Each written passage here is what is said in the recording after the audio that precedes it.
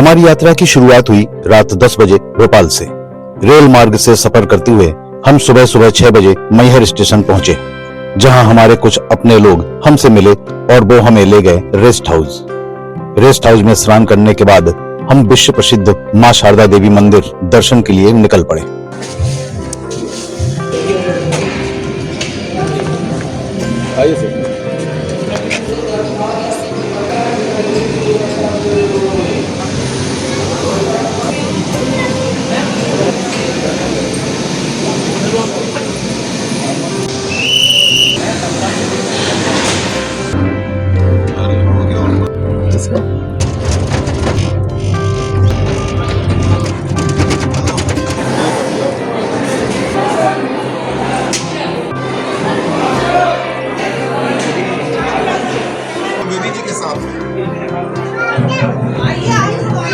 मध्य प्रदेश के विंध्य क्षेत्र में विंध्य पर्वतमालाओं में स्थित मां शारदा देवी मंदिर 52 शक्तिपीठों में से एक है। यहाँ की आध्यात्मिक ऊर्जा और वातावरण मन को शांति से भर देता है। जो भी माता जी का चढ़ावा लाए हैं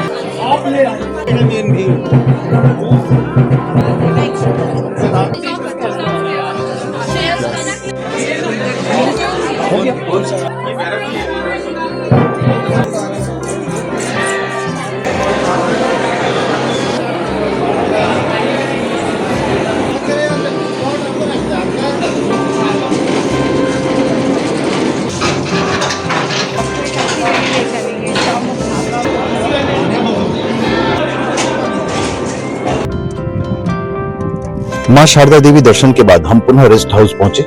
रेस्ट हाउस में हम सब ने नाश्ता किया।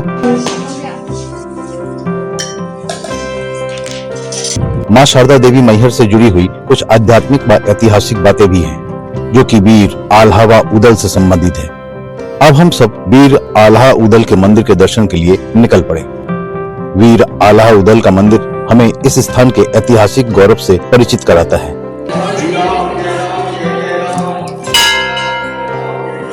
आल्हा उदल मंदिर के पुजारी जी से हमने कुछ महत्वपूर्ण जानकारियां प्राप्त की।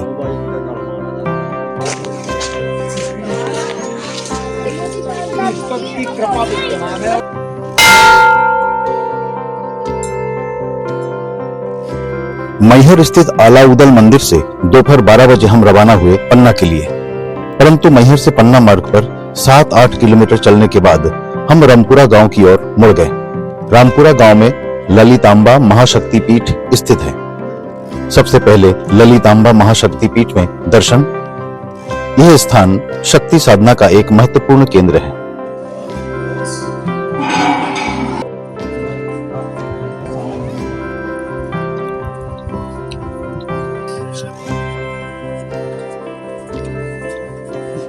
ये हमने इसको नीचे तलखरा टाइप का बनाया था।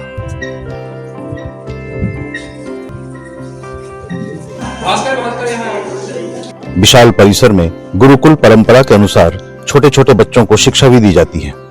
दर्शन के बाद आश्रम में हमें प्रसाद स्वरूप भोजन प्राप्त हुआ। आश्रम में भोजन के स्वाद और सादगी दोनों ही अद्भुत थे। भगवान की जय, माता की जय, माता की जय, राधा कृष्ण भगवान की जय, शारदा माता की जय, गौ माता की जय, सद्गुरुदेव भगवान की जय, उनके माता पिता की जय, अपने माता पिता की जय।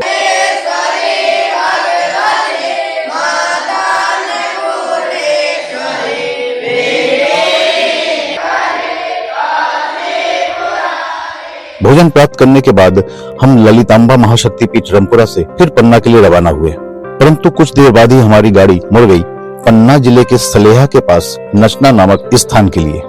पन्ना शहर से लगभग 56 किलोमीटर दूर स्थित है प्राचीन चौमुखनाथ मंदिर। चौमुखनाथ मंदिर अपनी अनोखी स्थापत्य कला और आध्यात्मिक महत्व के लिए जाना जाता है। नचना हिंदू मंदिर, जिन्हें नचना मंदिर या नचना कुठारा के हिंदू मंदिर भी कहा जाता है, ये मध्य भारत के सबसे पुराने बचे हुए पत्थर के मंदिरों में से कुछ है।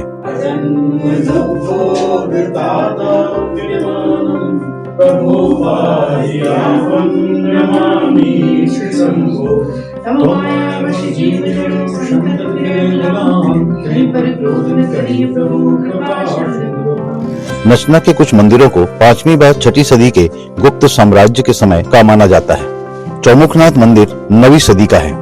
ये मंदिर हिंदू मंदिर वास्तुकला की उत्तर भारतीय शैली को दर्शाते हैं।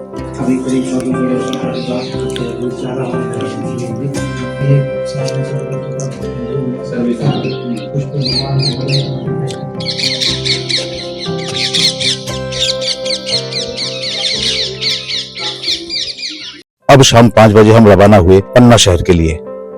शाम 6 बजे पन्ना के सर्किट हाउस में कुछ देर विश्राम किया। मेरा जन्म स्थल पन्ना, जहां मैंने अपने जीवन के 35 साल बिताए और फिर उसके बाद भोपाल के निवासी हो गए। मेरे बचपन से लेकर 35 साल की उम्र की सारी यादें इसी पन्ना शहर की और पन्ना शहर से 3 किलोमीटर दूर कुंजवन गांव की। मेरे सारे मित्र और अपने सारे करीबी लोग इसी पन्ना शहर में रहते हैं। छोटा सा सुंदर पन्ना शहर ऐतिहासिक मंदिरों के लिए जाना जाता है, जो पन्ना की धार्मिक और सांस्कृतिक पहचान को दर्शाते हैं। शाम 7 बजे हम निकल पड़े पन्ना शहर के 4 ऐतिहासिक मंदिरों के दर्शन के लिए। सर्वप्रथम बलदेव जी मंदिर में दर्शन।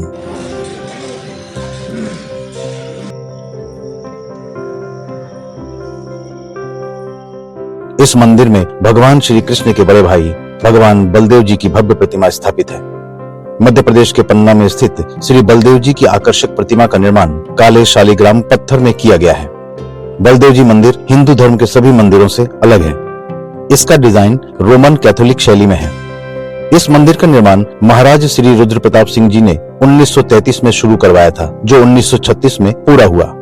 महाराज रुद्र प्रताप सिंह जी इस मंदिर की भव्य मूर्ति लाने के लिए वृंदावन गए और वहां से भगवान बलदेव जी की शालिग्राम प्रतिमा लाकर मंदिर में स्थापित की। बलदेव जी मंदिर से हम पन्ना में स्थित श्री राम जानकी मंदिर गए। बुंदेलखंड के संस्थापक महाराजा छत्रसाल ने अपने शासनकाल में श्री राम जानकी मंदिर को बनवाया था। भगवान श्री राम जन्मोत्सव पर यहाँ सदियों पुरानी परंपरा को निभाया जाता है। भगवान श्री राम जन्मोत्सव के अवसर पर सदियों पुरानी परंपरा को निभाने के लिए महाराजा छत्रसाल के वंशज आज भी इस श्री राम जानकी मंदिर में उपस्थित होते हैं। भगवान श्री राम की शालिग्राम की प्रतिमा श्रद्धा का केंद्र है। श्री राम जानकी मंदिर के अंदर दीवालों पर रामायण की एक एक चौपाई लिखी हुई है। पन्ना स्थित श्री राम जानकी मंदिर में भगवान श्री राम के दर्शन करने के लिए बुंदेलखंड के अलावा देश के विभिन्न स्थानों से भक्त आते हैं। श्री राम जानकी मंदिर दर्शन के बाद हम पहुंचे श्री जुगल किशोर जी मंदिर। श्री जुगल किशोर जी मंदिर का निर्माण पन्ना के चौथे बुंदेला राजा हिंदूपत ने अपने शासनकाल के दौरान सन 1758 से 1778 तक किया था। मान्यता है कि इस मंदिर के गर्भगृह में रखी हुई जुगल किशोर जी की प्रतिमा को ओरछा के रास्ते वृंदावन से लाया गया है। जुगल किशोर जी के आभूषण और पोशाक बुंदेलखंडी शैली को दर्शाते हैं। मंदिर में बुंदेला मंदिरों की सभी स्थापत्य विशेषताएं हैं, जिसमें एक नटमंडप, भोग मंडप और प्रदक्षिणा मार्ग शामिल है। भगवान जुगल किशोर जी की मुरली में लाखों के हीरे जड़े हुए हैं। भगवान जुगल किशोर जी बुंदेलखंड के आराध्य देव के रूप में पूजे जाते हैं। जुगल किशोर जी के दर्शन के लिए पूरे भारत से श्रद्धालु दर्शन को आते हैं। श्री जुगल किशोर जी मंदिर दर्शन के उपरांत हम सभी पहुंचे महामती प्राणनाथ जी मंदिर। महामती प्राणनाथ जी को भगवान श्री कृष्ण के बाल रूप में पूजा जाता है। पन्ना स्थित महामती प्राणनाथ जी मंदिर निजानंद संप्रदाय का एक महत्वपूर्ण तीर्थ है। महामती श्री प्राणनाथ जी इसी स्थान पर ब्रह्मलीन हुए। सर्वधर्म संभाव का अनूठा उदाहरण है यह मंदिर। इस तीर्थ स्थल का मुख्य आकर्षक श्री गुम्मट जी हैं, जो 9 संगमरमर के गुंबदों वाली एक गोलाकार इमारत है। इनमें से 8 गुम्मट 8 दिशाओं का प्रतिनिधित्व करते हैं और केंद्रीय गुंबद में एक दिव्य स्वर्ण कलश पर महामती की 5 शक्तियों का प्रतीक पंजा लगा हुआ है।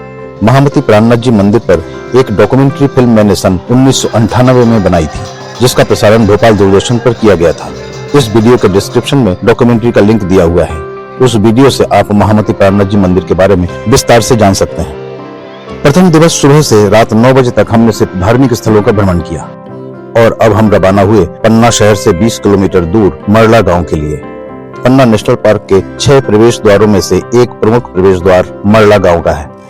आज रात्रि विश्राम हम मरला के ही बुंदेली विरासत रिसोर्ट में करेंगे। कल रविवार सुबह 6 बजे हमें पन्ना टाइगर रिजर्व में सफारी करना है, तो अब हम भोजन करेंगे और कल सुबह 6 बजे पन्ना टाइगर रिजर्व में सफारी के लिए निकल पड़ेंगे।